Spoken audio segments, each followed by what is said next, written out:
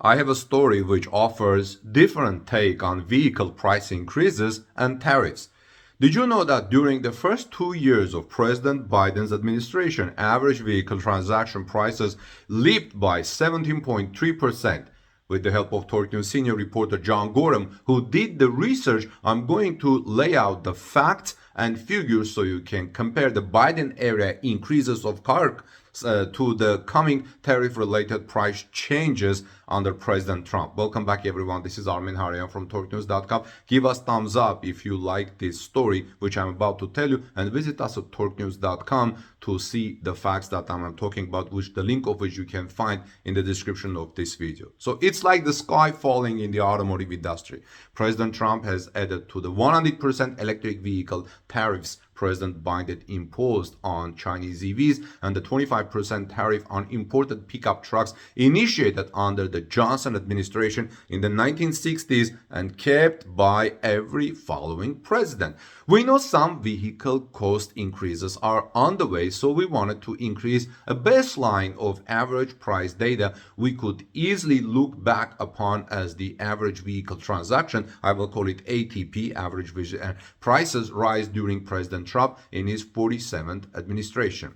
Where do we get this fantastic data, some of you may ask? Well, John Goreham, we actually use the KBB costs automotive data for all of our averages, and we provide handy links to all of the data tables at the bottom of this report. The link you will see in the description of this video. By using the same source from start to finish, we have minimized any data gathering changes. The data should be pretty solid. So what is ATP and why does it give us a useful tool for car price comparisons? Now, the average transaction price, ATP, also called by the industry insiders as ATP, is just a big total of the average cost. Don't be fooled by the high number. Regular folks are not paying this average for their affordable family crossovers. The ATP includes the fancy pants luxury vehicles that are mostly leased and then dumped back into the market with massive depreciation in 3 years.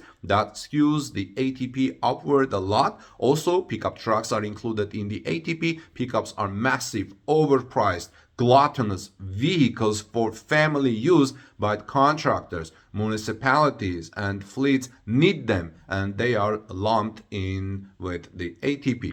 So what does our top of page graph means, which the link, like I said, you will find in the description of this video. How is it scaled? What does the chart mean, which you can take a look at there? To make the data more meaningful, we have created this handy dandy chart that shows you 3 breakdowns of the average costs of 3 different types of vehicles. The first is compact cars.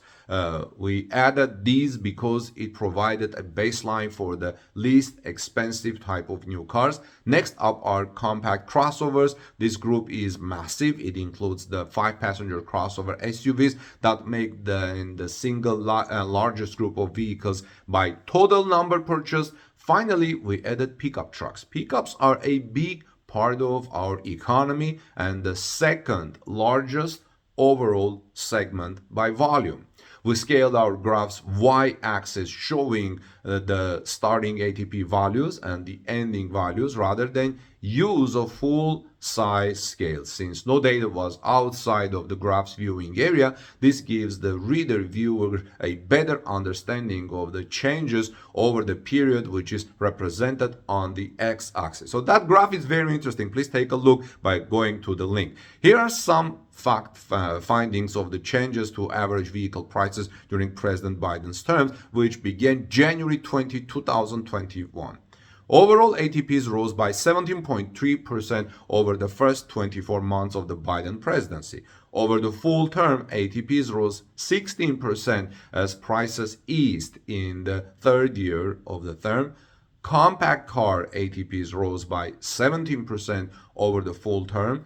Compact crossover ATPs rose by 16.3% over the full term.